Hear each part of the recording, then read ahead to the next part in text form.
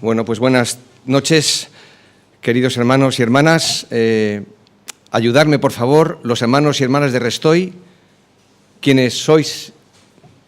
Muy bien. Pues los hermanos y hermanas de Nueva Vida y de Palabra de Vida. Hay 3 iglesias aquí representadas. ¿Alguna otra? Así mi mujer levanta la mano, claro. ¿Cómo no? Pues sí, como decía David,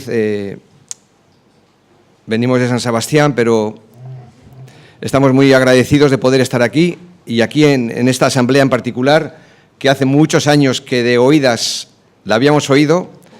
Es la segunda vez, el año pasado pudimos estar, también gracias por recibirnos y gracias a la Iglesia Nueva Vida por abrir esta puerta de venir aquí, ya que fueron ellos los que nos invitaron. Y encontré en los archivos de nuestra casa 2 cartas muy especiales del que fue durante muchos años obrero del Señor en toda esta comarca, don Joaquín Guerola.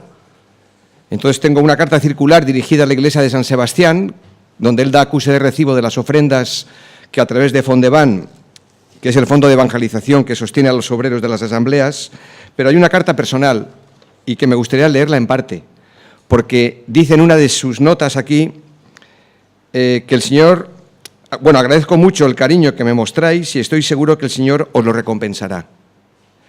Y para mí poder estar entre vosotros, queridos hermanos de Restoy, es como una recompensa a la labor que habéis hecho y que el Señor ahora me permite juntamente con mi esposa conocer. El contexto de la carta que don Joaquín nos escribió, tenía que ver que cuando él perdió a su esposa Pepita, nosotros le escribimos una carta sin conocerle. No conocíamos a don Joaquín, pero sabíamos que era obrero del Señor en la zona de Almería, la zona de Murcia, de Cartagena. Y él se dirige a mí como don Jaime Ardiaca, Andoain, donde vivimos. Muy estimado hermano en el Señor Jesús, que el Señor os siga fortaleciendo en todas las cosas a fin de que podáis ser tú y los tuyos medios de ayuda y bendición a todos. Es una carta del 23 de enero de 1995, de hace casi 24 años. Muchas gracias por tu carta, la que le escribimos. El valor que ella tiene para mí es doble. Por un lado, el hecho en sí de tus palabras que me llenan de aliento y de gozo al saber que oras por mí. Y por otro lado, la gratitud que siento al Señor al tener hermanos como tú, que en medio de tantas cosas por hacer has tomado la pluma, y él escribe con pluma, de estas cartas que ya no se ven, y de cómo habéis sido de bendición para mí al escribirme esta carta. Qué privilegio tengo de tener hermanos como vosotros.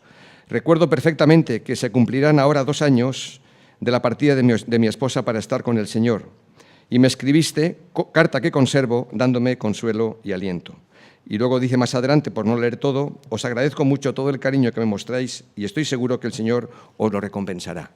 Pues esa oración y ese anhelo, pues de alguna forma, en la gracia del Señor se ve cumplido también por estar aquí. Y aprovecho para dar las gracias a esta asamblea en particular, pues por las ofrendas que a través de Fondeban hacen llegar a los obreros. Y dicho esto, pues vamos a hacer realidad el himno que hemos entonado, el primero en especial, que hemos venido aquí para escuchar la palabra de Dios, pero también para ser cambiados. Porque la palabra nos quiere cambiar, nos quiere ayudar a dar un paso más. ¿En qué dirección? Bueno, en todas las direcciones posibles, porque la vida cristiana lo abarca todo, desde lo personal, lo familiar, hasta lo eclesial y nuestro trabajo diario.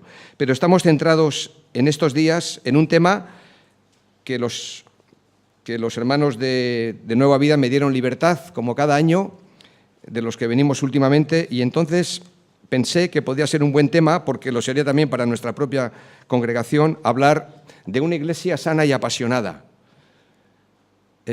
Si tuviéramos que hacer un retrato, pintar un cuadro, de qué rasgos, qué características, qué marcas y señales son las que debería tener una iglesia sana y apasionada, seguramente saldrían muchas cosas, y todas ellas buenas.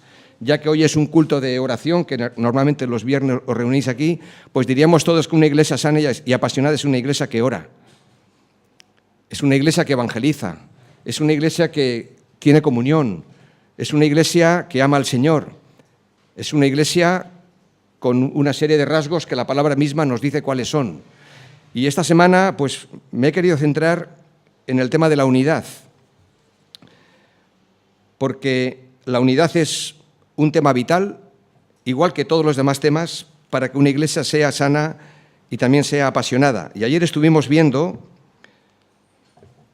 estos son los 4 temas que vamos a considerar estos días, bajo el lema unánimes entre vosotros, que es el clamor del apóstol cuando escribe a los romanos. Y si leemos en clave de unidad todas las cartas del Nuevo Testamento, incluso los evangelios, y esa oración sacerdotal del Señor Jesucristo en el Evangelio de Juan, si leemos todo el Nuevo Testamento en clave de la unidad, notaremos que este es el sentir o uno de los sentires más fuertes. El apóstol y los apóstoles están preocupados. Incluso cuando Pablo escribe a una buena iglesia como es Filipos, le ruega a 2 hermanas en particular que se busquen para ponerse de acuerdo. Ruego a Evodia y a Síntique que sean de un mismo sentir en el Señor. Parece ser que entre ellas había también sus discusiones o sus malos entendidos, no sabemos. Unánimes entre vosotros. ¿Cómo guardar, pues, la unidad y la unanimidad?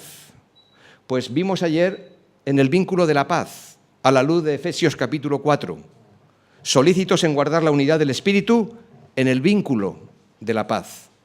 Y aquí dijimos, porque hoy veremos el tema del perdón, el tema del amor mañana y el domingo por la mañana el tema de la oración. Y en cuanto a una iglesia que fomenta la unidad en el vínculo de la paz, dijimos que había 2 principios fundamentales aquí. El principio de la comunión y el principio de la libertad. Comunión plena y abierta con todos los que son de Cristo. Recibid al débil en la fe, dice Romanos capítulo 14, versículo 1. Pero no para contender sobre opiniones, no para discutir, sino recibidlo. Y el contexto ahí es que había diferentes pareceres en cuanto a si había un día sagrado o no a la semana, o si se podía comer carne o solo legumbres. Y dijimos que esos temas no son ahora un tema de preocupación en nuestras iglesias, sino que hay otros asuntos, a veces generalmente no fundamentales y que a veces nos alejan o nos separan. Y el principio de la libertad. Y ahí dijimos que en el antiguo pacto todo estaba regulado, todo, absolutamente todo estaba casi marcado, pero en el nuevo pacto tenemos que ejercer la libertad y la responsabilidad bajo la guía de la palabra de Dios, el señorío de Cristo, del Espíritu Santo, para poder llegar a convicciones que nos permitan avanzar. Entonces, la unidad está ligada a nuestro llamamiento. Dice los primeros 3 versículos de Efesios 4.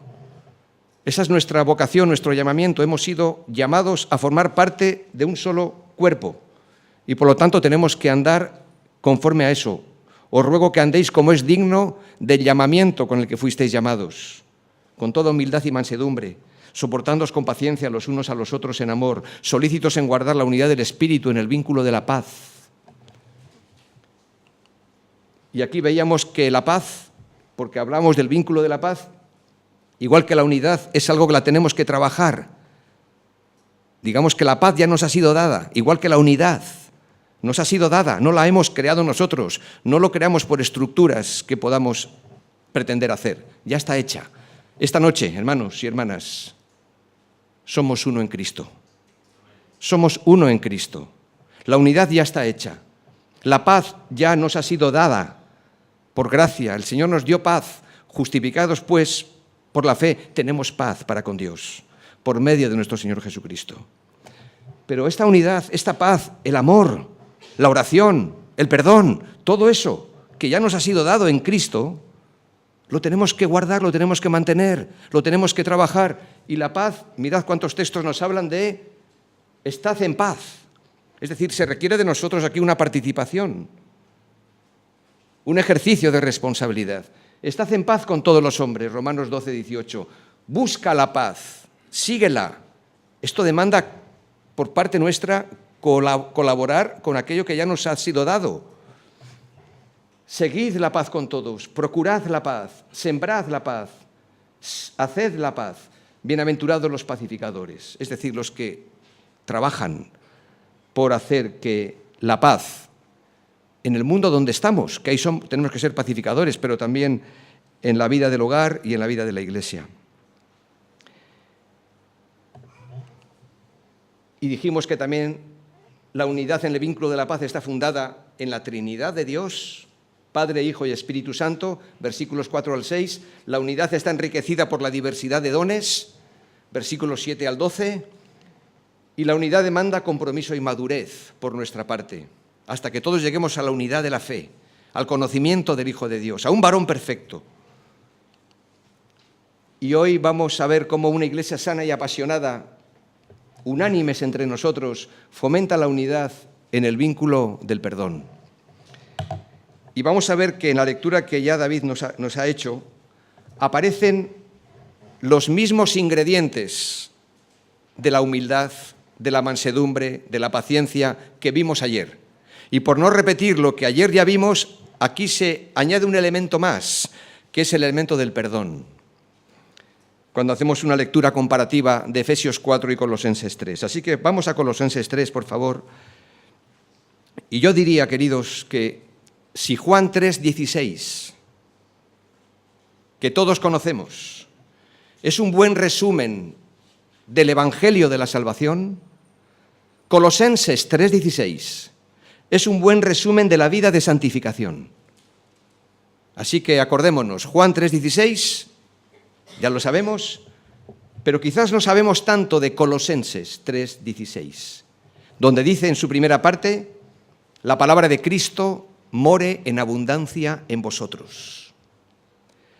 Y hermanos, ¿sabéis lo que sucede cuando la palabra de Cristo, toda ella, mora en abundancia en nosotros? Que todos los demás elementos, entre ellos la unidad, va a tener lugar. Es decir, la santidad, que ahora vamos a ver, va a fomentar y a promover la unidad. Porque si por un lado ya somos santos, posicionalmente hablando, esa es nuestra posición, ya somos santos, hemos sido apartados, y por otro lado estamos siendo santificados en esa santificación progresiva, que no perfecta, será final cuando estemos en el cielo, pero es una santificación progresiva. Y si la palabra de Cristo mora en abundancia en nosotros y cada vez somos, por gracia, más santos, la discordia va a ir desapareciendo. Las divisiones, los conflictos van a ir menguando. Es decir, la santidad nos va a llevar a una vida de mayor unidad. Así de claro, y lo vamos a ver. Vamos a ver una mirada en tres direcciones a la luz de estos versículos. En primer lugar, necesitamos mirar hacia arriba. Dice los versículos 1 al 4, lo podemos seguir en nuestras Biblias. Si pues habéis resucitado con Cristo, buscad las cosas de arriba, donde está Cristo sentado a la diestra de Dios. Poned la mira en las cosas de arriba, no en las de la tierra, porque habéis muerto y vuestra vida está escondida con Cristo en Dios. Cuando Cristo vuestra vida se manifieste, entonces vosotros también seréis manifestados con Él en gloria. El cristiano es, por definición, una persona que ha resucitado con Cristo. Esto es lo que nos distingue y nos diferencia de cualquier otra creencia en el mundo. Es, por definición, alguien que ha resucitado con Cristo. Y este es el clímax, el punto culminante de todo lo que Pablo ha venido diciendo hasta aquí en relación a las falsas doctrinas enseñadas por falsos maestros. En los versículos anteriores, del 16 al 23, se nos ha dicho cómo no tenemos que vivir. Y esta noche el Señor nos va a decir cómo sí tenemos que vivir. Y esa vida vivida en el Espíritu nos va a llevar a una vida de mayor unidad. No tenemos que vivir siguiendo las pautas legalistas de los falsos maestros, nos diría Pablo, que tratan de imponernos sus normas de conducta, eso lo leemos en los versículos 16 al 23, ahogando así la libertad que tenemos en Cristo. Él ha venido pegando fuerte, igual que lo hace escribiendo a los Gálatas, de aquellos que quieren imponer sus normas, que quieren establecer sus criterios, que se olvidan del Evangelio de la gracia. Y es así como no tenemos que vivir. versículo 16, que nadie os juzgue en comida o en bebida o en cuanto a días de fiesta, luna nueva o días de reposo, todo lo cual es sombra de lo que ha de venir, pero el cuerpo es de Cristo, etcétera, etcétera. El texto ahora de Colosenses 3 sí nos dice cómo tenemos que vivir, y me quiero centrar aquí, porque ya sabemos a estas alturas de nuestra vida cristiana cómo no tenemos que vivir. Ahora, cuando la palabra de Dios nos marca, porque nos marca prohibiciones, o nos marca peligros, o nos dice claramente por aquí no, como Pablo le dice a Timoteo, huye de las pasiones juveniles, tú le dices ahora a un joven, oyes, eso de ver ciertos programas de televisión, eso de andar en ciertas,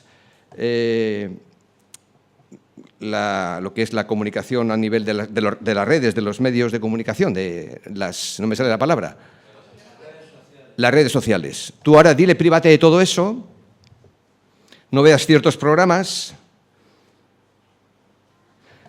Si solamente le decimos a nuestros jóvenes eso no, la ética del no, no vayas, no hagas, no bebas, no fumes, y no hacemos nada más, no les estamos dando ninguna salida.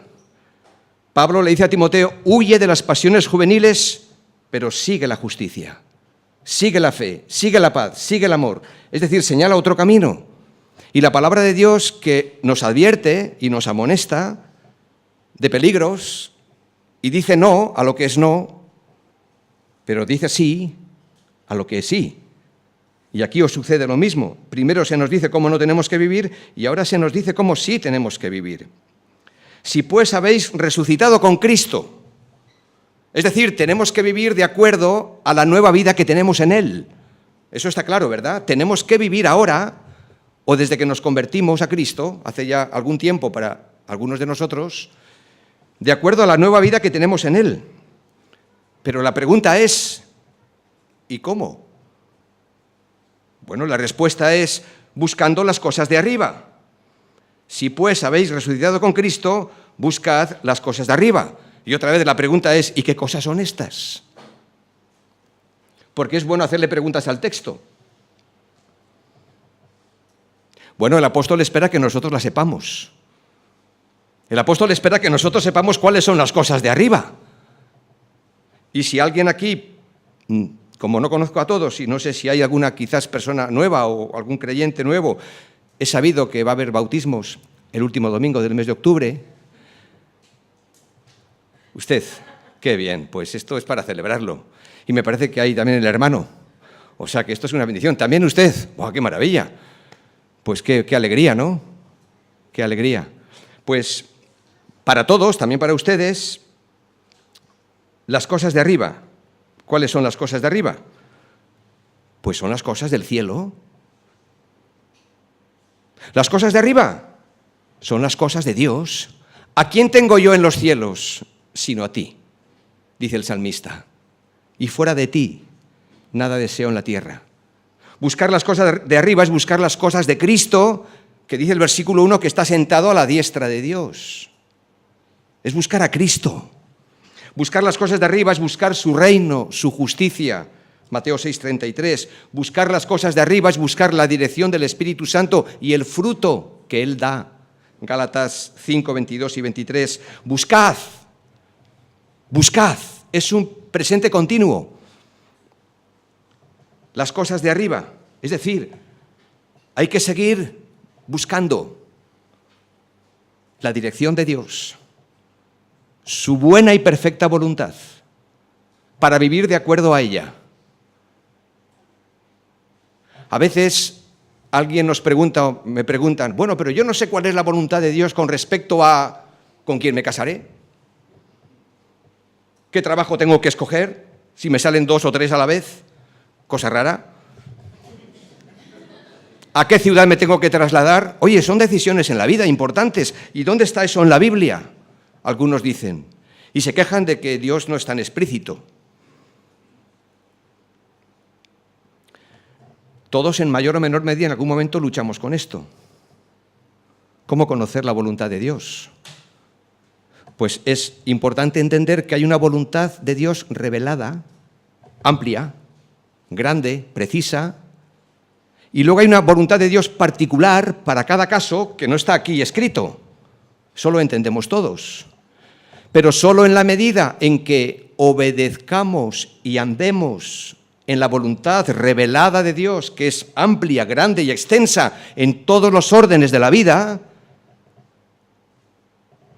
podremos entender y acertar mejor, aunque a veces uno se equivoca de todas maneras, porque no somos para nada perfectos, en decidir sobre los asuntos que tienen que ver con la voluntad particular de Dios. Lo que no podemos pretender es acertar siempre si no andamos en la voluntad general de Dios, que es clara para todos. Y una de ellas es andar en santidad. Nuestra vida de santificación, esta es la voluntad de Dios, vuestra santificación, dice el apóstol. Entonces, buscar las cosas de arriba es buscar la voluntad de Dios, seguir buscando su dirección para vivir de acuerdo a ella, y esto producirá en nosotros una vida agradable, no perfecta, cuidado, no perfecta, porque hay ciertas doctrinas que hablan de la impecabilidad del cristiano, los llamados movimientos de la santidad, que hablan de que el cristiano no puede pecar, porque ya es santo. Bueno, es santo posicionalmente, pero todos sabemos que hasta que no estemos con el Señor, nuestra tendencia y nuestra naturaleza es al pecado. Eso no es una licencia para pecar, porque luego vamos a ver que tenemos recursos para no pecar.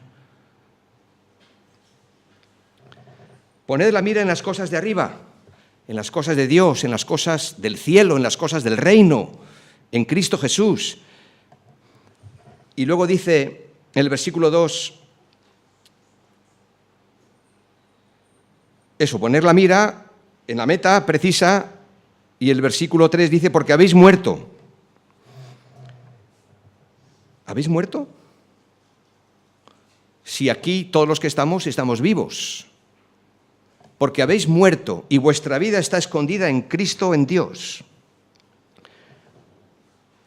¿A qué hemos muerto? Lo sabéis muy bien. Hemos muerto al pecado. Romanos 6:2. Hemos muerto a la ley. Romanos 7:4. Hemos muerto al sistema de este mundo. Esto queda bien simbolizado por el bautismo. Cuando nuestros hermanos lo hagan por inmersión, eso representa y visualiza su muerte a la vieja vida y su resurrección a una nueva vida. Hemos muerto a eso. ¿Significa eso que ya no podemos pecar? Ya dije que no. Desgraciadamente el pecado envuelve en sus redes aún al creyente más consagrado. Lo que Pablo está diciendo es que Cristo murió en nuestro lugar, llevando la carga y la culpa de nuestro pecado, y el Señor nos declara justos, justificados, justos, nos declara exentos de culpa, porque hemos muerto en la persona de nuestro sustituto. Él nos ha sustituido en la cruz y Él llevó la carga y la culpa de nuestro pecado. Su muerte es la nuestra, cumplida una vez y para siempre cuando Cristo murió en la cruz y expresada simbólicamente por el bautismo. Hemos sido librados de la culpa, del poder, pero no de la presencia del pecado. El pecado anida en nuestro corazón. Aunque nos queramos marchar de este mundo de pecado e irnos a la vida monástica para pensar que lejos del mundanal ruido vamos a vivir una vida perfecta. No, el pecado está en nosotros. Así de claro lo señala la Biblia. El Salmo 51, cuando el rey David pide perdón por su pecado, dice, el pecado está siempre delante de mí. Siempre. Y está delante, y está detrás, y está dentro, profundamente arraigado en nuestra naturaleza pecaminosa. Pero la muerte de Cristo es la nuestra. Nuestra carnalidad, sin embargo, y lo sabemos por experiencia, los que somos también hijos de Dios, nuestra carnalidad está viva. Y os quiero decir, hermanos, que la carne, la naturaleza caída, es la misma en el creyente que en el no creyente. La carne es la misma. La diferencia es que nosotros tenemos el Espíritu. Y luego vamos a ver cómo es por el Espíritu que podemos combatir y frenar y hacer morir literalmente las obras de la carne. Así que se requiere que esta carnalidad sea llevada a la muerte continuamente. Haced morir, pues, dice el versículo 5, lo terrenal en vosotros. ¿Cómo? Imposible. Imposible para nosotros. Pero no estamos solos en esta lucha, pues al haber muerto y resucitado con Cristo, se nos ha dado por gracia el Espíritu Santo, que mora en nuestros corazones. Y por medio del Espíritu, y solo a través de Él y en su poder, podemos hacer morir, y no de otra manera, las obras de la carne. Por eso Gálatas 5:16 es un texto fundamental. Andad en el Espíritu y no satisfaceréis. Nuestras versiones dicen y no satisfagáis, pero una mejor traducción es y no satisfaceréis las obras de la carne. Si andamos en el Espíritu, la carne, la tendencia, la naturaleza caída que tenemos todos, quedará reducida a la mínima expresión, pero nunca morirá. Siempre estará ahí. Y si descuidamos este andar en el Espíritu, la carne tomará fuerza en nosotros. Haced pues morir lo terrenal en vosotros, porque vuestra vida está escondida con Cristo en Dios, versículos 3 y 4. Nuestra vida es como una semilla que está escondida, que los demás no la ven. Y a veces ni tan siquiera nosotros somos conscientes de cómo esa semilla va tomando cada vez fuerza y forma hasta convertirse en una hermosa planta. A veces hasta nos preguntamos, bueno, Señor, yo ¿habré cambiado tanto? ¿Habré crecido tanto? A veces alguien nos tiene que recordar, pues yo sí he visto cambios en ti, pero lo más importante es entender que nuestra vida está escondida con Cristo en Dios. Así que a veces no te desesperes tanto si no ves cambios tan grandes o radicales, que cambios tiene que haber. Pero a veces son cambios progresivos. Porque no olvidemos, nuestra vida está escondida con Cristo en Dios. Sigue creciendo como una semilla y finalmente se convertirá en una hermosa planta. Esta vida escondida, sin embargo, nos habla de seguridad. Nos habla de saber a quién pertenecemos, de una vida eterna reservada para nosotros, porque cuando Cristo, vuestra vida, se manifieste, y se manifestará, también nosotros seremos manifestados con Él en gloria, versículo 4. Esta esperanza está centrada en la segunda venida de Cristo. No podemos perder de vista cuando miramos hacia arriba que de los cielos vendrá el Salvador, por segunda vez y sin relación con el pecado, como Rey, como Juez, porque el que ha de venir vendrá y no tardará. Hebreos 10:37. Y fijaros cómo lo expresó Agustín de Hipona, o San Agustín, como conocemos más. Aparecerá terrible el que primero apareció despreciable. En la cruz vimos su paciencia, pero en su segunda venida veremos su potencia, su poder. Y es verdad, vendrá por segunda vez. Y dice aquí que cuando Cristo, que es nuestra vida, se manifieste, entonces vosotros también seréis manifestados con Él en gloria.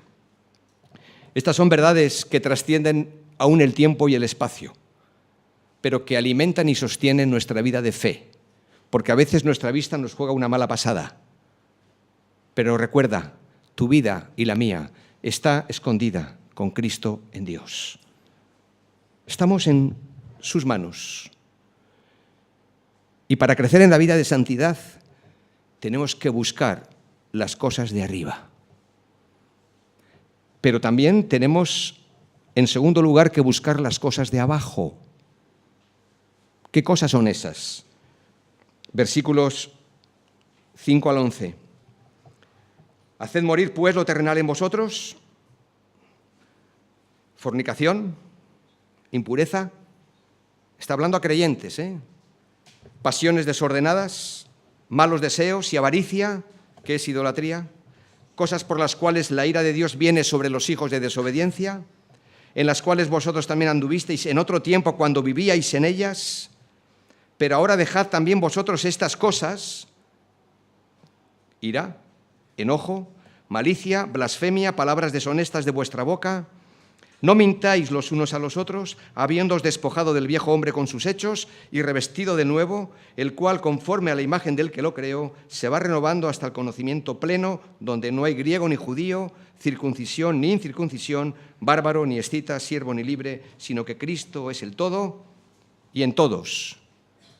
El apóstol ahora desciende para ayudarnos a vivir esta vida a lo cotidiano. Miramos arriba primero, donde está Cristo sentado a la diestra de Dios. Y ahora miramos abajo, una vez de entender que nuestra vida está escondida en Él, para cómo avanzar, para cómo cambiar, para cómo ir hacia adelante. Nuestra posición en Cristo tiene implicaciones prácticas. Por eso aprovecho a decir aquí lo que dije ayer, porque cada vez lo estoy escuchando más en iglesias, donde dicen, no, la doctrina fuera, no necesitamos doctrina, necesitamos práctica. Pues mentira, no es verdad eso, porque nuestra práctica de vida descansa en la doctrina, en el cuerpo de verdades de la palabra de Dios, donde parece que la práctica puede servir cualquiera, y si encima gusta o cae bien, pues no importa. No, la doctrina es la que establece la base sobre la cual, y así es en todo el Nuevo Testamento, siempre encontramos en los primeros capítulos de cada carta el cuerpo de doctrina, de enseñanza. Si eso no lo entendemos bien, luego no podemos aplicar bien las verdades prácticas. Y aquí ahora encontramos que nuestra posición es que hemos muerto en Cristo y hemos resucitado con Él. Incluso estamos sentados en los lugares celestiales en Cristo Jesús, viendo ya la salvación desde esa perspectiva. Pero en cuanto a nuestra condición, una cosa es la posición, pero en cuanto a nuestra condición, tenemos este tesoro que nos ha sido dado, el Evangelio, Cristo Jesús, en vasos de barro. Este tesoro está en vasos de barro, en cada uno de nosotros. Y Pablo aquí presenta una serie de contrastes y está siendo muy realista con las características del viejo hombre que vive dentro de nosotros y las características del hombre nuevo que también está dentro de nosotros. El primer grupo de imperativos, versículos 5 al 11, nos dice cómo no tenemos que vivir, ni en fornicación, ni en impureza, ni en pasiones desordenadas, ni en malos deseos, ni avaricia, etc. ¿Cómo no tenemos que vivir? Pero el segundo grupo de imperativos, versículos 12 al 17, son mandatos de carácter positivo. Revestíos, soportaos, perdonaos, vestíos de amor, sed agradecidos. ¿Sabes? Eso no nace de nosotros. Lo que nace es lo otro. Pero esto está en nosotros por la obra del Espíritu. En cuanto a lo negativo, versículos 5 al 11, como digo, Pablo nos manda en primer lugar controlar nuestros apetitos sexuales y renunciar a toda clase de inmoralidades, todo lo contrario de lo que la sociedad y el mundo de hoy fomenta. Si algo se eleva a primera página, pues tiene que ver con apetitos sexuales sin ningún tipo de limitaciones y inmoralidades sin ningún límite tampoco. Pues tenemos que controlar porque este instinto está en nuestra propia naturaleza. Y en segundo lugar, controlar nuestras lenguas, versículos 8 y 9, y renunciar a todo tipo de conversación nociva.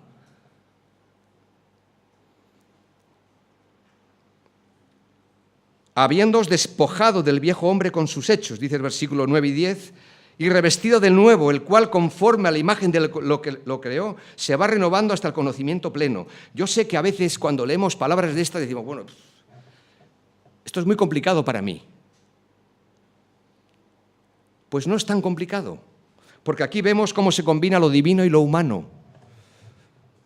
Por un lado, el cambiar nuestra vieja naturaleza por una nueva. Esto no lo podemos hacer ninguno de nosotros, ni lo puede hacer nadie.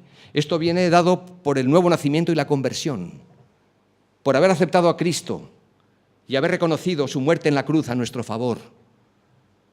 Cuando nos convertimos, cuando pedimos perdón, cuando nos arrepentimos, el milagro de la regeneración se produce en nosotros y una nueva vida nos es incorporada, una nueva naturaleza, la naturaleza de Cristo. Esto es algo que no podemos hacer nosotros, solo lo puede hacer Dios. Pero por otro lado, nosotros cooperamos ahora con lo que Dios ha hecho. Y lo digo esto con mucho cuidado, lo de cooperar. Pero es así. Y dice que nos vestimos, porque dice el apóstol, vestíos. ¿Quién se tiene que vestir? Yo. ¿Quién se tiene que despojar? Yo. Con lo que me ha sido dado, con lo que puedo entender, sé ahora lo que tengo que hacer. Nos vestimos de la nueva vida que nos ha sido dado en Cristo. Así que aquí tenemos los dos pilares sobre los cuales descansa nuestra vida de santidad y unidad. Primero hemos experimentado una nueva creación. Si alguno está en Cristo, díganlo conmigo, nueva criatura es. Las cosas viejas pasaron. Todas son hechas nuevas. 2 Corintios 5:17. Pero en segundo lugar hemos recibido una mente renovada o una mente nueva que debe renovarse constantemente. ¿Qué dice Romanos 12, 1 y 2? Son versículos que están ahí a nuestro alcance.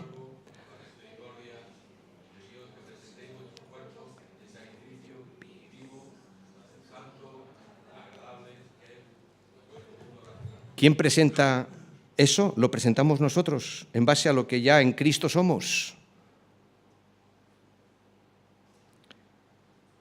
De igual manera, la mente nueva que nos ha sido dada debe renovarse. Y así como pasa con la unidad no la creamos nosotros, y la santidad tampoco, ni mucho menos la salvación. Pero tenemos que estar ocupados en esa salvación y tenemos que guardar la unidad y tenemos que fomentar la paz, y esa es nuestra responsabilidad también. Así que la santidad y la unidad, escuchen bien, porque a lo mejor digo cosas que alguien dirá, esto lo tengo que pensar 2 veces, y eso está bien, porque trato de ser lo más fiel al texto bíblico y lo más claro en la aplicación práctica. Pero la santidad y la unidad, me atrevo a decir, que son aspectos visibles de la salvación. Lo que Dios ha operado aquí dentro, ¿cómo se manifiesta hacia afuera? Pues la santidad y la unidad son aspectos visibles de la salvación.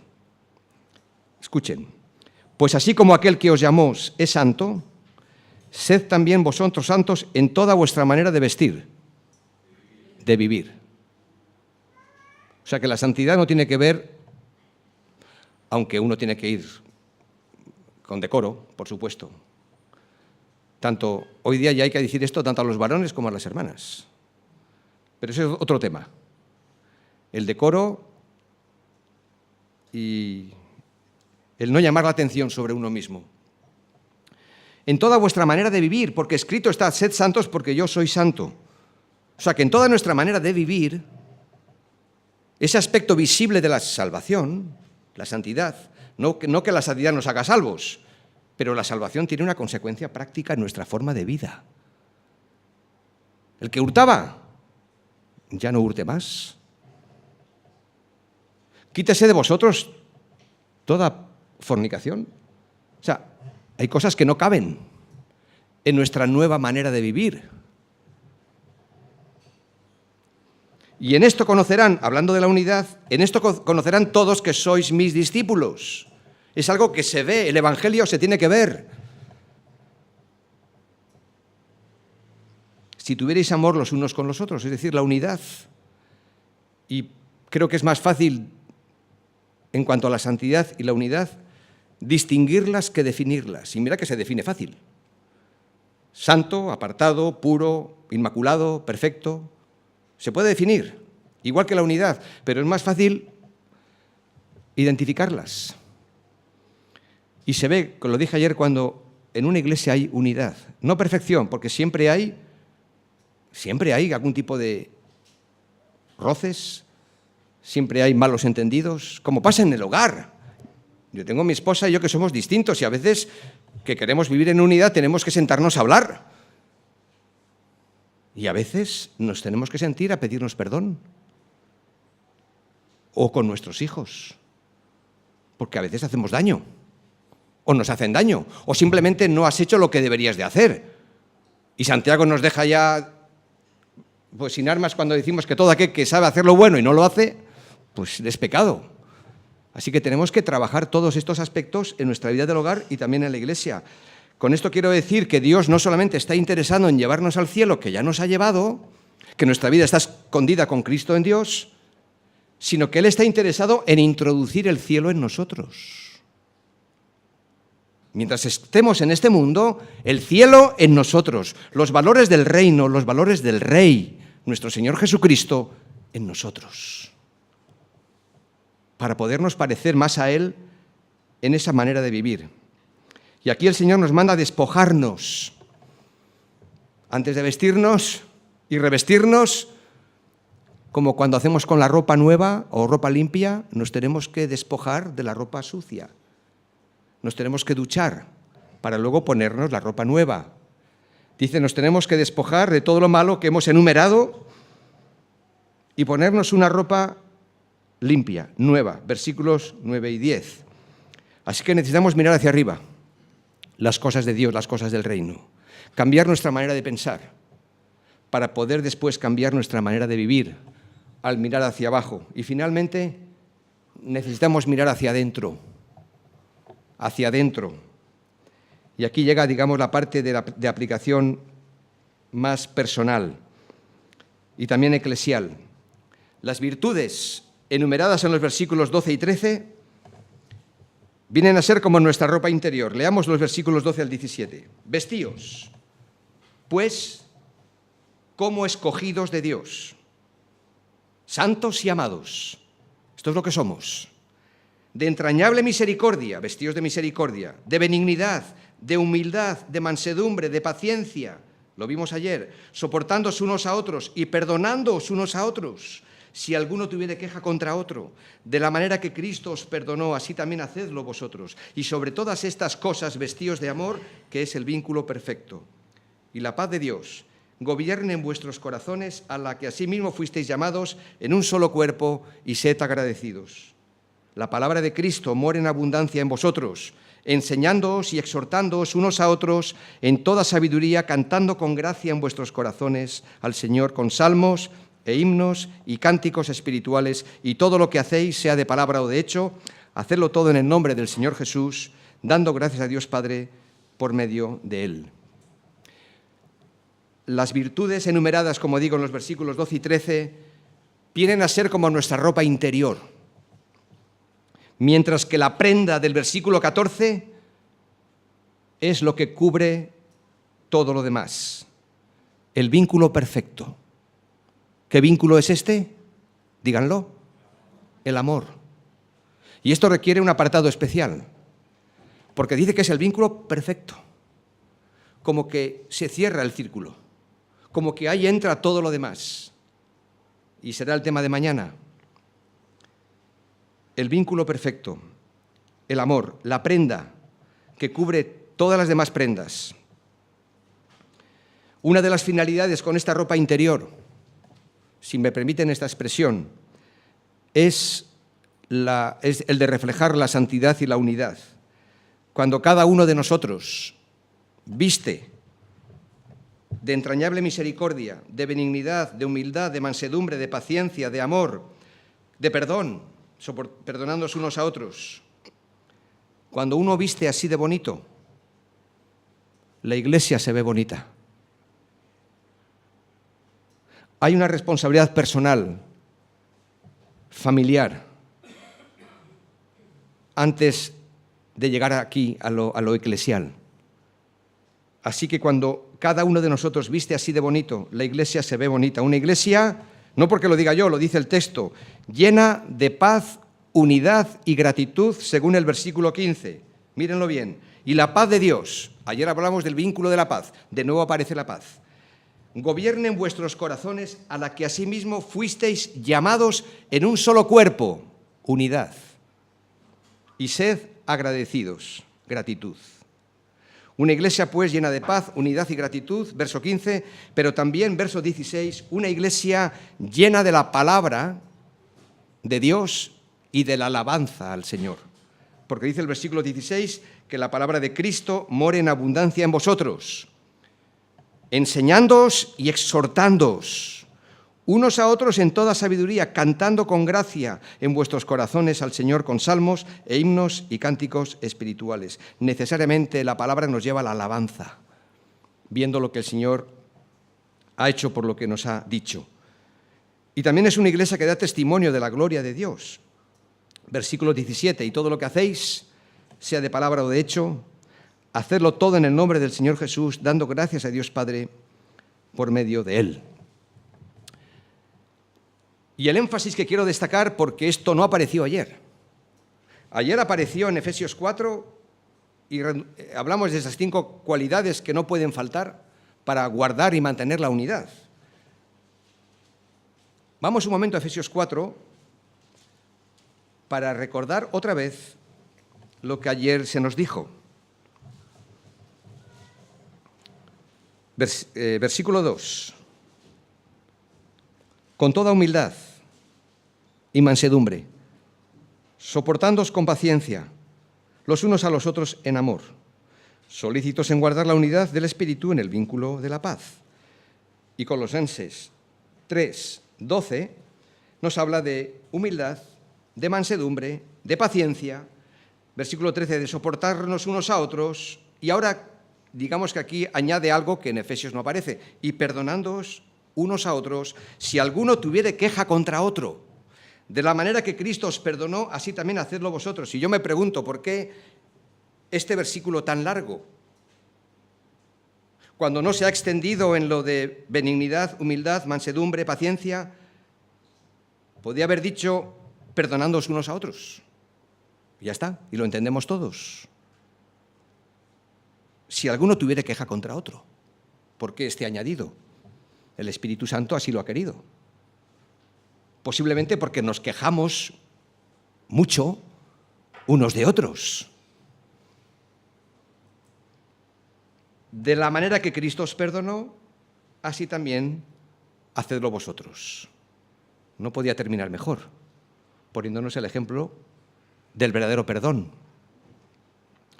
Así que creo que necesitamos ahora mirarnos hacia adentro, en este punto, ya que ayer estuvimos viendo todos los demás. El énfasis que hemos querido destacar es cómo una iglesia sana y apasionada fomenta la unidad en el vínculo del perdón. Porque cuando hay quejas, cuando la queja es constante, continua, por ejemplo, cuando no hay perdón, no puede haber unión. Imposible. Una cosa quita la otra. Así que la unidad, para fomentarla y para guardarla, necesitamos el ingrediente también del perdón, porque si no hay perdón, no hay unión.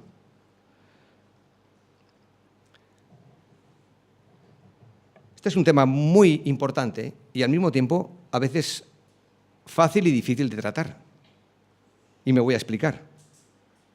En la consejería, como ancianos allí en San Sebastián, o a veces con mi esposa cuando visitamos a alguna persona o algún matrimonio o quien sea, me refiero entre creyentes. Por supuesto, entre no creyentes también surge la misma pregunta.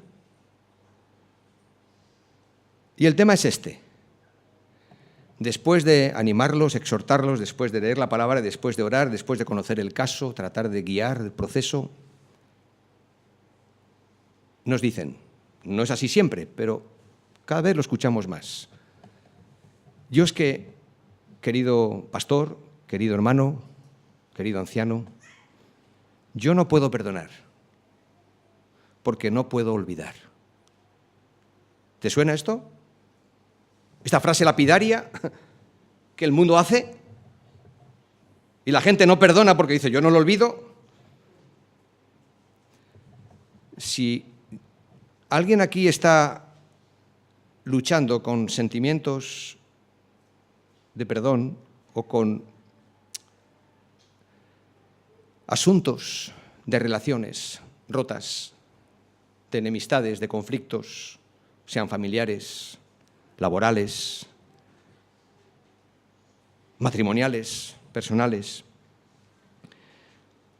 pues si estás esperando a olvidar para perdonar, entonces nunca vas a perdonar. Nunca voy a perdonar. Si estoy esperando a olvidar, no voy a perdonar, porque este disco duro, que olvida muchas cosas, hay cosas que no olvida. Y especialmente traumas y, sin llegar tan lejos, acciones, gestos, palabras. Las palabras tienen mucha fuerza. Dice Proverbios que la vida y la muerte está en la boca.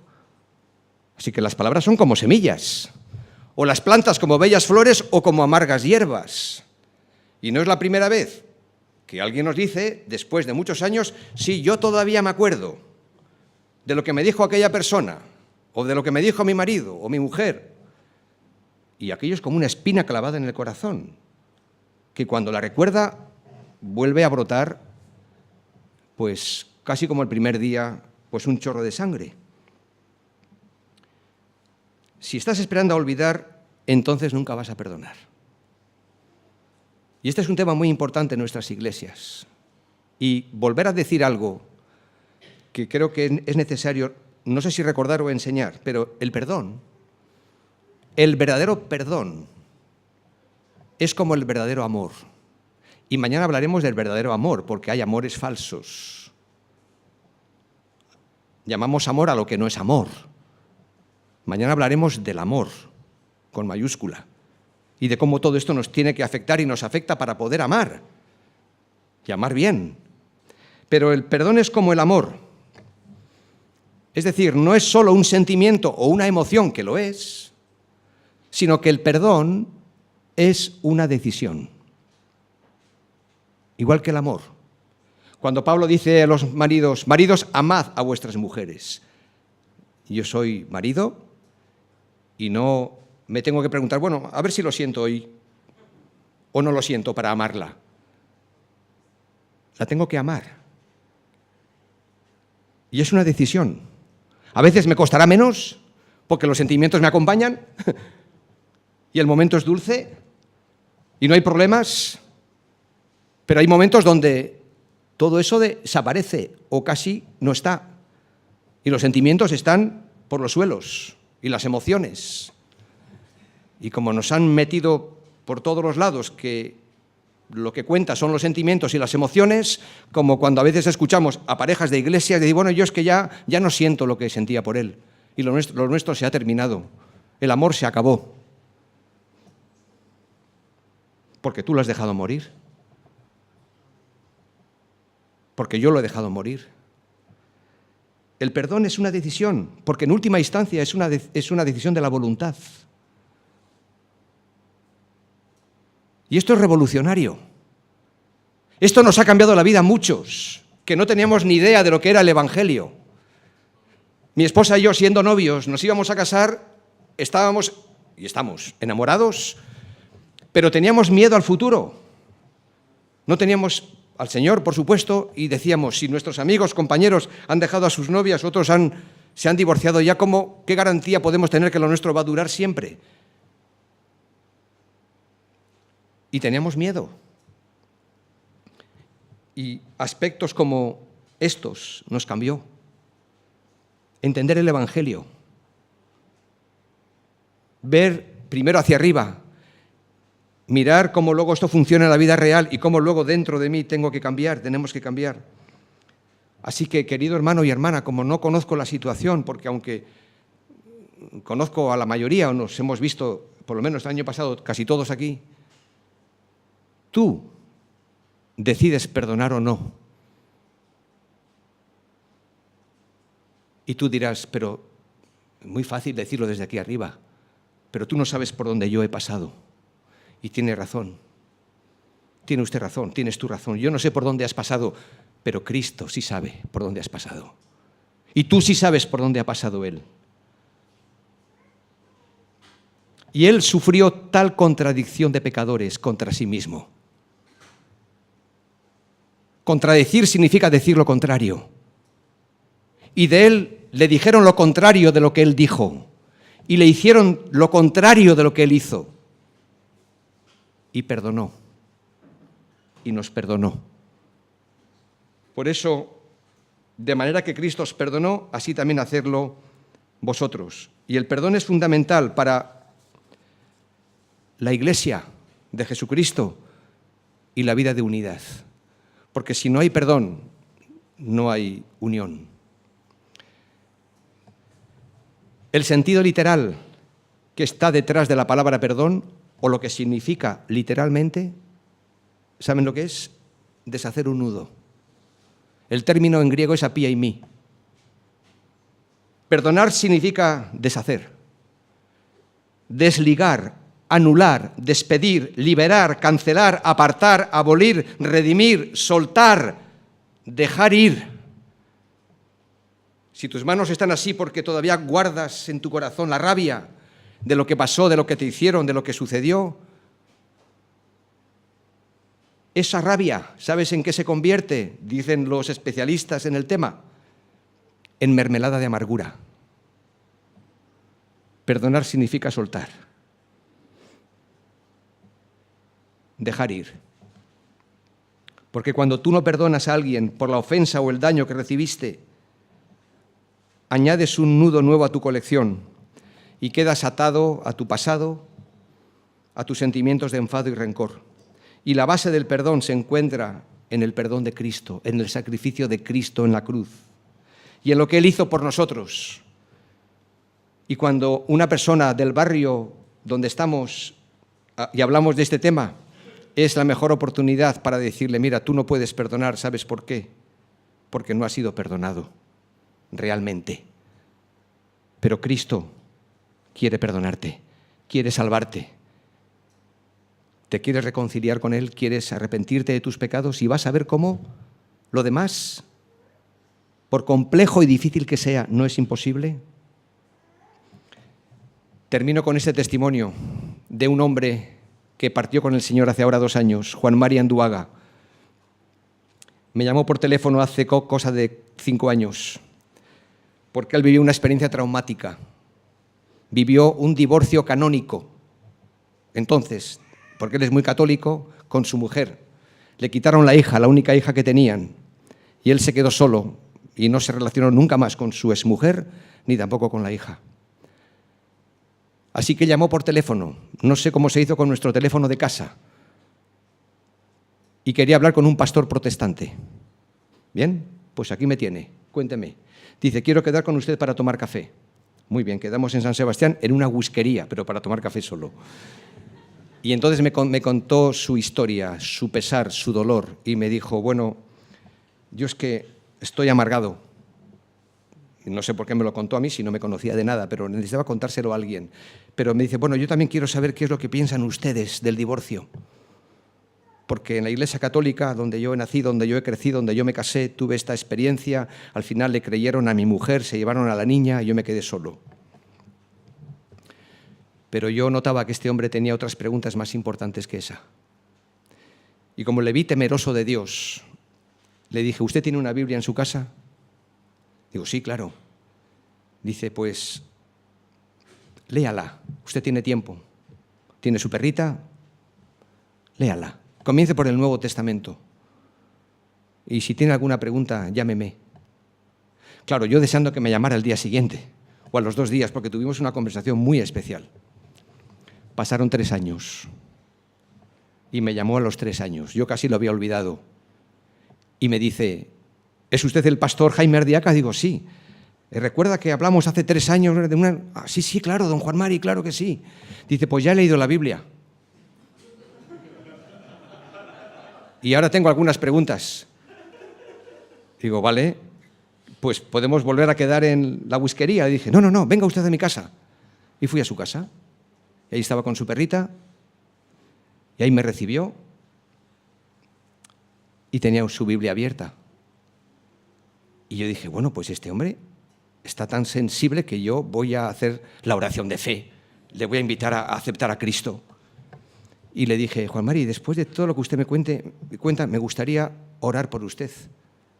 Dice, ¿orar? ¿Qué es orar? Dije, bueno, es hablar con Dios. Sí, yo tengo aquí una oración del Sagrado Corazón y lo recito cada día. Dice, sí, eso está bien, pero eso es rezar. Y es una buena oración, porque yo la leí, es una buena oración. Pero yo le invito a orar, que es hablar con Dios. En ese momento el hombre cierra los ojos y comienza a hablar con el Señor. Una oración cristocéntrica, total.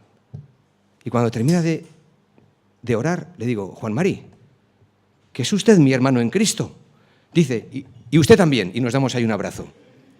Pero antes de irnos me dice, pero hay algo con lo que no puedo. Dice, ¿y qué es? Mi exmujer. Tengo una herida demasiado profunda. No la perdono, ni la voy a perdonar. Dice, claro, le entiendo. Y en ese momento él tenía una pequeña soga, una cuerda, no para ahorcarse, tenía una pequeña cuerda en el salón, que no es esta. Por cierto, Josu y Esther, la he cogido sin vuestro permiso, la vi allí en el salón de casa. Y le dije, mire, Juan Mari, el Señor le ha hecho libre. Cuando usted le entregó su vida a Él, y yo no sé en qué momento ha sido, porque cuando usted leía la Biblia, usted de alguna manera dijo sí a lo que estaba leyendo. Y yo cuando me presenté aquí, ya el Señor se había adelantado, ya había hecho la obra. Usted es un hombre libre, está contento, tiene gozo, tiene el perdón de sus pecados. Dice, sí, todo eso es verdad, lo creo. Dice, pero tiene un nudo muy grande, le dije, y le hice esto. Tiene un nudo muy grande. Y con este nudo usted no puede caminar con sus zapatos. Con este nudo usted no puede ir por la vida, no puede disfrutar de las cosas, porque automáticamente le viene siempre a la memoria todo lo que pasó. Dice, ¿y qué puedo hacer? Digo, bueno, pídale al Señor que lo desate. Dice, sí, pero ¿eso cómo se hace? Dice, Juan Mari, le expliqué lo del perdón, que es una decisión. Usted está embargado en sus sentimientos y lo entiendo. Pero usted tiene que decidir hoy, si le parece bien, yo no forcé para nada el asunto, si le parece bien, perdonar a su exmujer.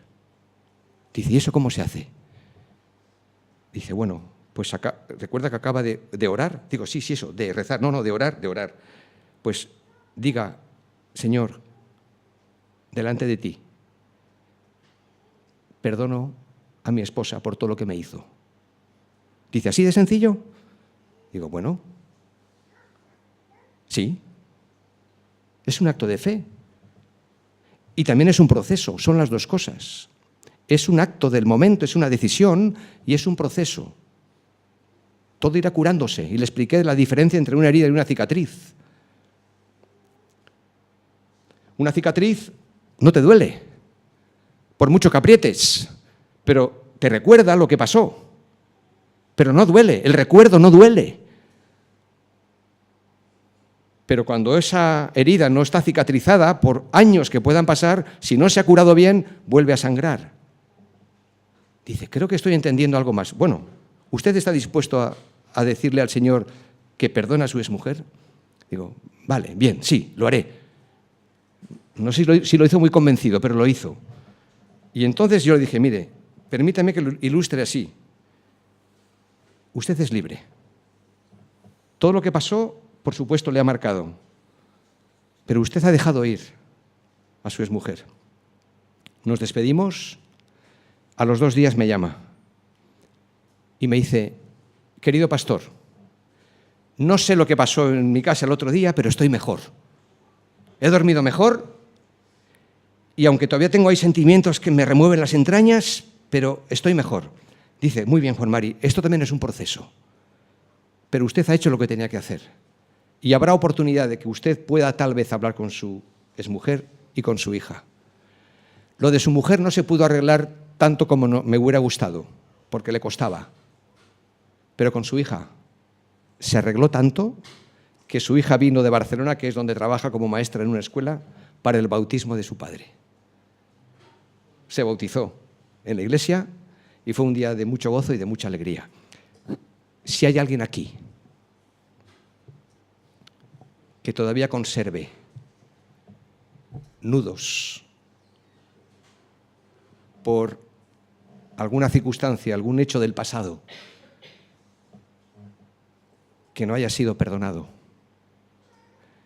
yo les invito, yo les ruego que esta noche, al llegar a casa, puedan tomar una cuerda, no importa de qué tamaño, un cordón, y decir: ah, Señor, es verdad, pensaba que aquello estaba olvidado, pensaba que aquella queja contra mi hermano había desaparecido, pero creo que no le he perdonado en el fondo de mi corazón, pero lo voy a hacer hoy, antes de acostarme. Esto no es nada en broma, esto es muy en serio. Y si crees que tienes algo contra alguien o que alguien te ha hecho daño, pues decide perdonarle o perdonarla en el nombre de Jesús. En cuanto dependa de vosotros, estad en paz con todos los hombres. Vamos a orar y vamos a dar gracias. Padre, tú eres fiel, tus promesas son todas seguras, se cumplen, no fallas. Ayúdanos a esperar en ti, a confiar. Te alabamos, Señor, porque nos has santificado, nos has apartado y queremos vivir vidas agradables que solamente con tu ayuda lo podemos hacer. Gracias por el Espíritu Santo en nuestros corazones, porque su labor y su ministerio es justamente este: Espíritu Santo, santificarnos y hacernos cada vez más parecidos al Señor Jesús. Padre, gracias por la oportunidad de estar juntos, las iglesias, los hermanos, y poder guardar la unidad en el vínculo de la paz y también en el vínculo del perdón. Gracias, Señor, por el regalo que nos has dado, porque ni lo hemos buscado ni lo merecíamos, pero gracias que lo podemos ahora entregar y regalar a otros. Te bendecimos, Señor, y sigue bendiciendo las iglesias en Almería, el testimonio de tu pueblo, guardando a tus hijos, a tus siervos, y haciendo también que los ancianos y los pastores, Señor, pues puedan orar los unos por los otros. Gracias por esta preciosa realidad de estar todos juntos aquí hoy. En el nombre de Jesús. Amén. Amén.